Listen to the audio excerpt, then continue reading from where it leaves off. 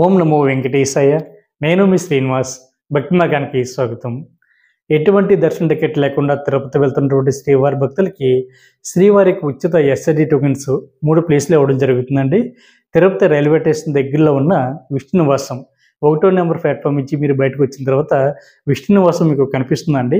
అక్కడ ప్రతిరోజు కూడా మధ్యాహ్నం 12 గంటలకి స్వామివారికి ఉచిత ఎస్ఐడి టోకెన్స్ అయితే ఇవ్వడం జరుగుతుంది. మీకు ఆధార్ కార్డుని చూపించి టోకెన్ అయితే తీసుకోవాలి. 12 సంవత్సరాల లోపున్న పిల్లలకి అవసరం లేదు. 12 సంవత్సరాల పైబడిన వారు ప్రతి ఒక్కరు కూడా తప్పనిసరిగా లైన్లో నుంచుని ఈ టోకెన్ అయితే తీసుకోవాలండి.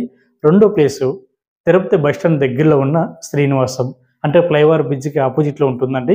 తెలియకపోతే అడగండి, చెప్తారు. అక్కడ కూడా ప్రతిరోజు మధ్యాహ్నం 12 గంటలకి స్వామివారికి ఉచిత ఎస్ఐడి టోకెన్స్ అన్నది ఇవ్వడం జరుగుతుంది. ఇక్కడ కూడా సేమ్ రూల్ అండి. మీకు ఆధార్ కార్డును చూపించి ఈ టోకెన్ అయితే తీసుకోవాలి. ఒరిజినల్ కాపీ ఉన్నా పర్వాలేదు, జిరాక్స్ కాపీ ఉన్నా పర్వాలేదు, ఏదో ఒక ఐడి ప్రూఫ్ని చూపించి ఈ టోకెన్ అయితే తీసుకోవడానికి అవకాశం ఉంటుంది. మనకి మూడో ప్లేసు తిరుపతి అలిపిరి దగ్గరలో ఉన్న భూదేవి కాంప్లెక్స్. ఇక్కడ 2 రకాల టోకెన్స్ అయితే ఇవ్వడం జరుగుతుంది. ఒకటి, శ్రీవారి మెట్ల మార్గం ద్వారా ఎవరైతే కాలినడకని తిరుమల కొండకి చేరుకోవాలనుకుంటారో వీళ్ళకి కూడా మనకి అలిపిరి దగ్గర భూదేవి కాంప్లెక్స్లో మధ్యాహ్నం 12 గంటలకి స్వామివారి యొక్క దివ్య దర్శన టోకెన్స్ అయితే ఇవ్వడం జరుగుతుంది. ఈ దివ్య దర్శన టోకెన్స్ ఎవరైతే తీసుకున్నారో వీళ్ళు ఖచ్చితంగా శ్రీవారి మెట్ల మార్గం ద్వారా మాత్రమే నడిచి వెళ్ళాలి. మార్గం మధ్యలో 1200 మెట్టు దగ్గర తప్పనిసరిగా ఈ టోకెన్ స్కాన్ చేయించాలి. అప్పుడు మాత్రమే ఈ దివ్య దర్శన టోకెన్ ద్వారా మీరు శ్రీవారిని దర్శించుకోవడానికి అవకాశం ఉంటుంది.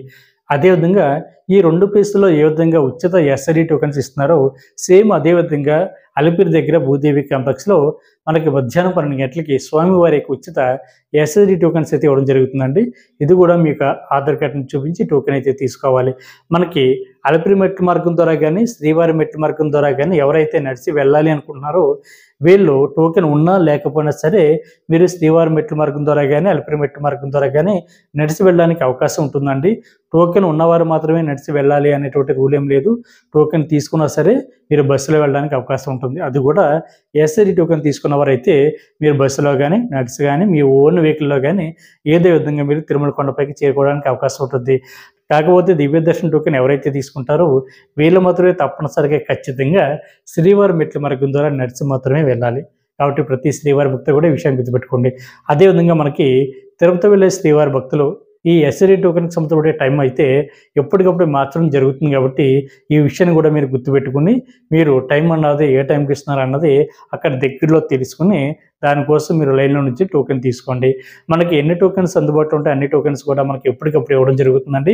మధ్యాహ్నం 12 గంటల నుంచి మనకి సాయంత్రం 2 గంటలకు అందుబాటులో ఉంటాయి, 2 గంటలకు ఇస్తారు, 5 గంటలకు అందుబాటులో ఉంటే ఇస్తారు, రాత్రి 9 గంటలకు కూడా స్వామివారి యొక్క ఎస్ఐడి టోకెన్స్ అయితే అందుబాటులో ఉంటాయి. శ్రీవారి భక్తులకి ఎప్పటికప్పుడు ఈ ఎస్ఐడి టోకెన్స్ అన్నది ఇవ్వడం జరుగుతుంది. కాబట్టి శ్రీవారి భక్తులందరూ కూడా ఈ విషయం గుర్తుపెట్టుకోండి. దానికి సంబంధించి చార్టు నేను బ్యాక్ సైడ్ కూడా డిస్ప్లే చేయడం జరుగుతుంది. ఒకసారి ఇది చెక్ చేసుకోండి.